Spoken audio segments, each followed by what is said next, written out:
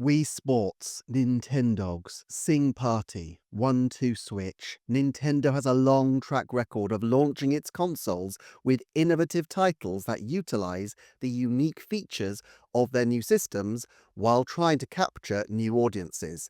Clearly, very clearly, they haven't all been successes, and notably in all four of the prior examples, they have launched alongside more traditional games with broad marquee appeal. Zelda Twilight Princess, Super Mario 64 DS, New Super Mario Bros. U, and Zelda Breath of the Wild. But we already know at least a little about the kinds of big marquee games Nintendo has for this year.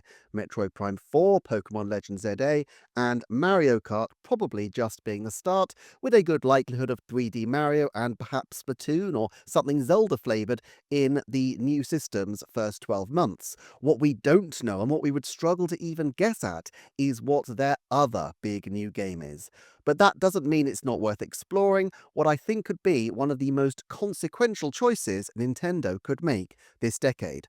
After all, they have had more than 8 years to get this right, and they have a huge R&D department to come up with a truly great system-selling concept. They may well end up with another 1-2 Switch, but is there a chance that they can instead end up with another Nintendogs? In this video, we're going to do a deep dive of Nintendo's most innovation-focused working group, the EPD4 production group, and see what their capacity is at the moment and which teams may be working on Switch 2 content right now.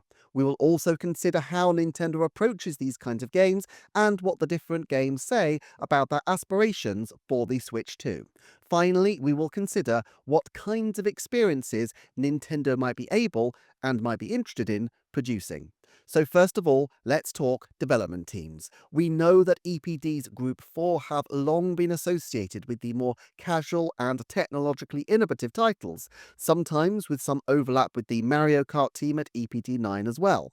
Since the development departments were reconfigured in 2015, we have seen EPD4 be responsible for 1-2 Switch and its sequel, Labo and its offshoot Game Builder Garage, plus Ring Fit Adventure. There's little doubt that Ring Fit was a solid hit, and while it's not in the top 10 on Switch, that's more a reflection of the incredibly strong Switch lineup than any reflection on the success of the Pilates-themed play experience or adventure. EPD4 has multiple subgroups within it, and there's some fluidity in terms of their staffing, with the titles pulling creatives out of other departments as and when needed. A lot of the Breath of the Wild staff supported in fleshing out the world of Ring Fit Adventure, while A Link Between Worlds director Hiromasa Shikata co-produced 1-2 Switch.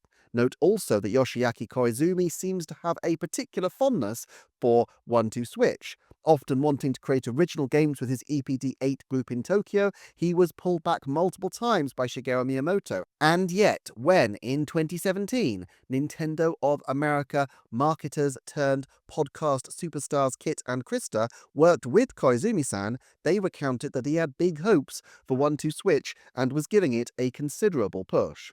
Even finding credits for some of the EPD4 games is not easy. Hiromasa Shikata has been the co-producer of Everybody 1-2 Switch, but hasn't really had his hand in a different major series since, and 1-2 Switch had quite a bare-bones staff, it would seem.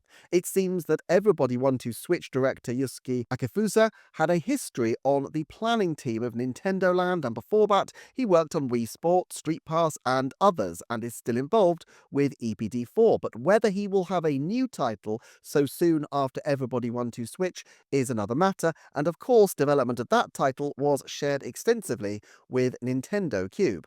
Perhaps more excitingly to my mind, there is Splatoon 1 director Tsubasa Sakaguchi, who went on to be the director and software lead on Nintendo Labo. Sakaguchi's philosophy is quite well explained in his interview with Nintendo Europe on the advent of the first Nintendo Labo release. At that time, he said, "I have always enjoyed thinking about interfaces, and I've always wanted to make things that you can interact with. I worked on the home menu UI for Nintendo 3DS, as well as the terrain system and player control system. Both are connected indirectly for the Splatoon game on the Wii U console.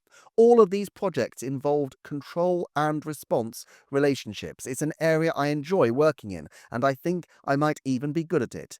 Anyway, getting back to what gave us the idea for Nintendo Labo, I knew we wanted to make something new, and I knew that there are already a lot of video games out in the world. Honestly, I just tried not to overlap with things that had already been done.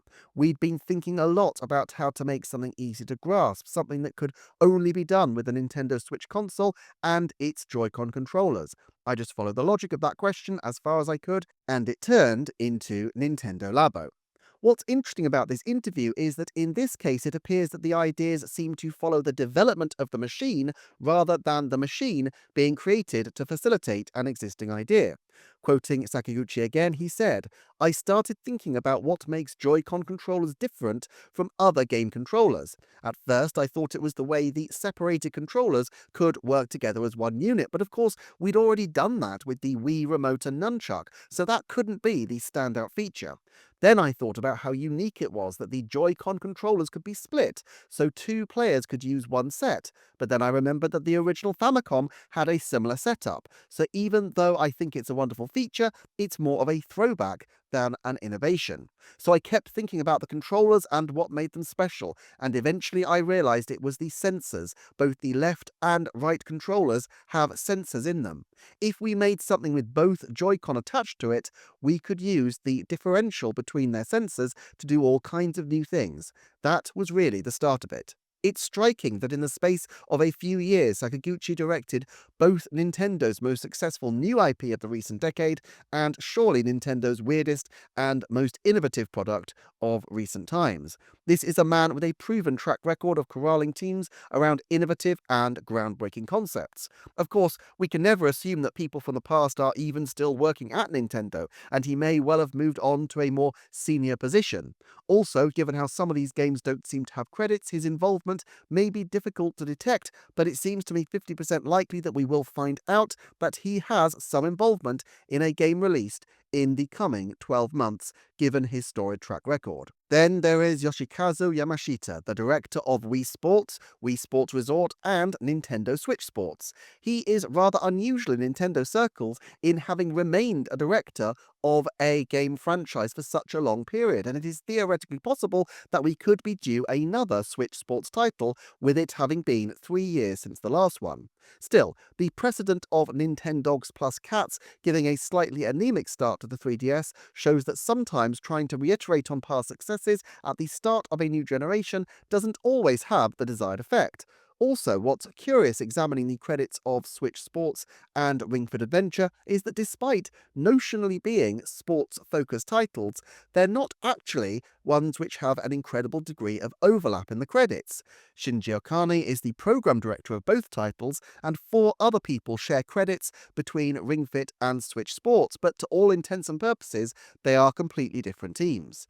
This is interesting to me as 3 of the key programmers from the Skeleton 1-2 Switch had roles in Ring Fit Adventure, suggesting that in many respects, Ring Fit Adventure is a better reflection of where the core EPD4 team's heads are right now creatively than the more recent Switch Sports, which is essentially a tribute act to the Wii Classic, albeit one that has been a very successful seller in its own right.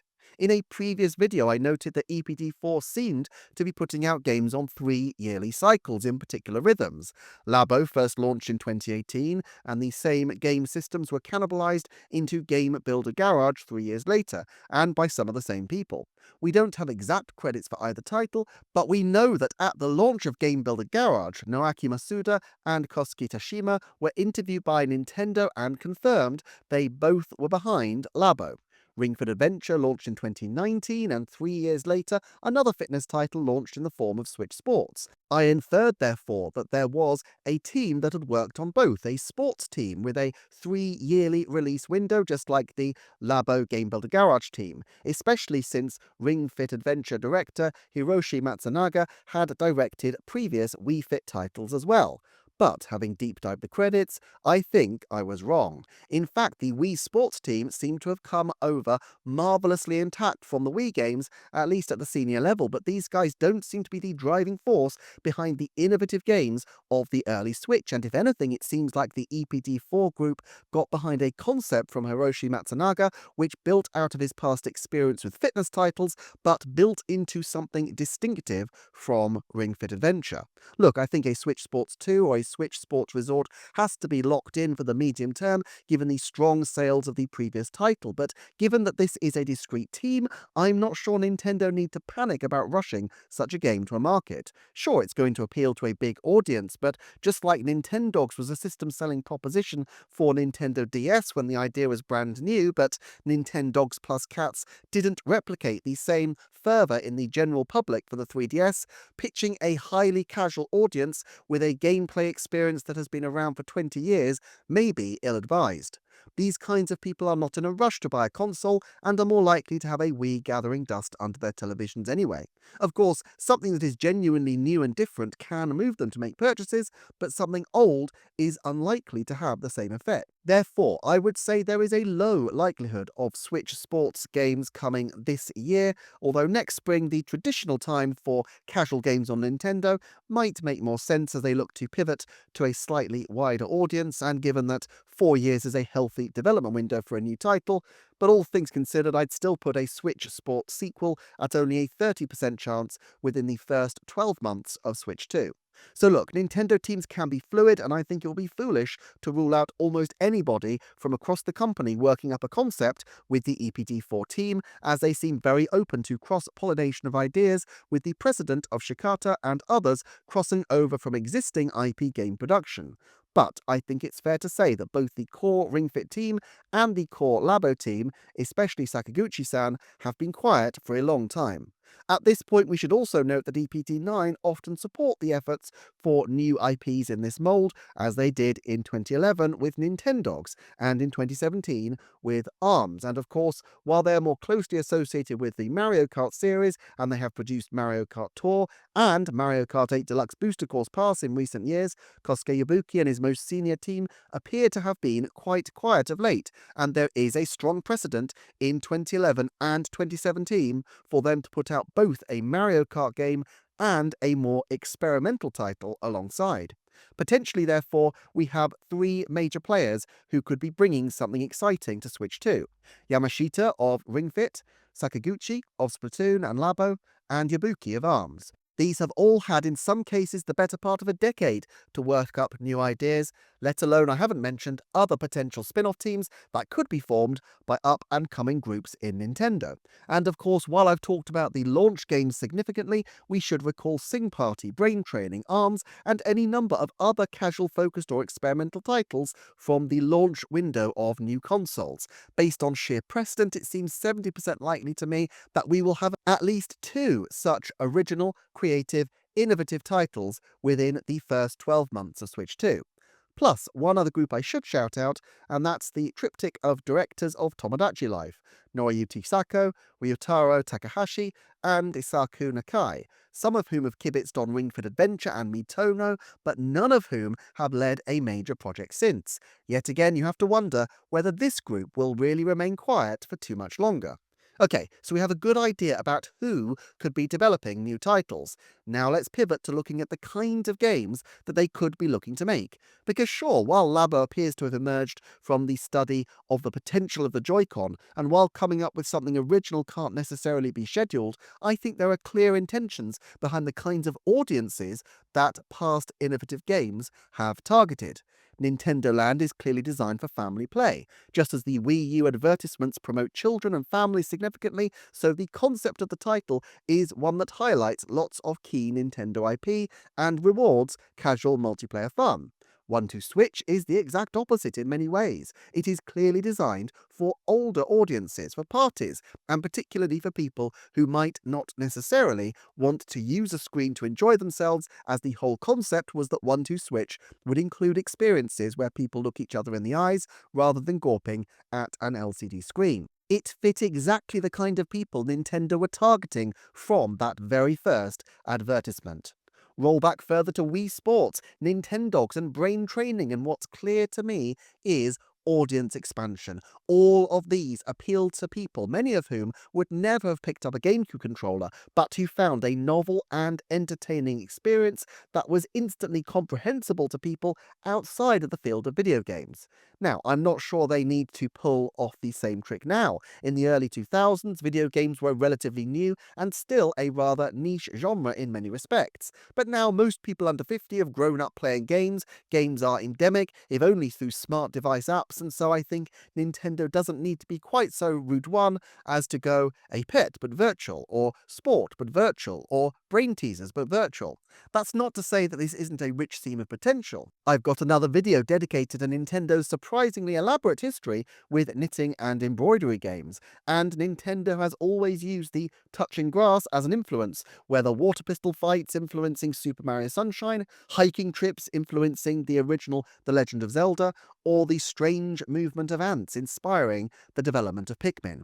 However, I think we can see these days that you can be a bit more outside the box and still succeed, as evidenced by popular hits like Minecraft, which I guess at core you could argue is, if you squint a bit, Lego but virtual, but is a far broader experience. Then again, Just Dance is also huge and is a classic example of taking something popular from the real world, dancing, and finding a game form to express it. We have some evidence of some things Nintendo might be interested in pursuing, from the test play game to rumours about social media style applications for Switch 2 to new patents potentially allowing voice chat to be louder or softer depending on the player's distances from each other, all of which would lead us to think that social gaming is going to be a major component of at least one of the forthcoming titles.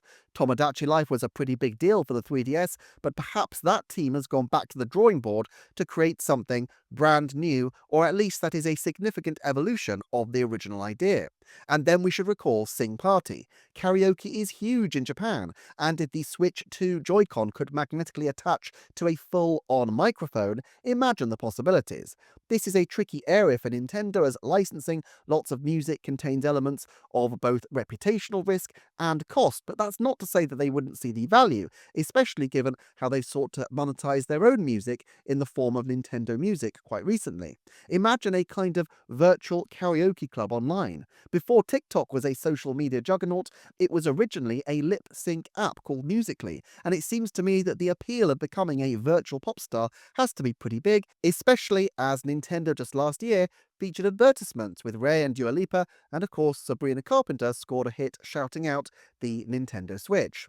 The stars of today were the Nintendo fans of yesterday, and if Nintendo can leverage that nostalgia into something that blurs the world of pop music with the world of gaming and makes it as fun and compelling as Wii Sports and Nintendogs were back in the day, I think there is massive potential.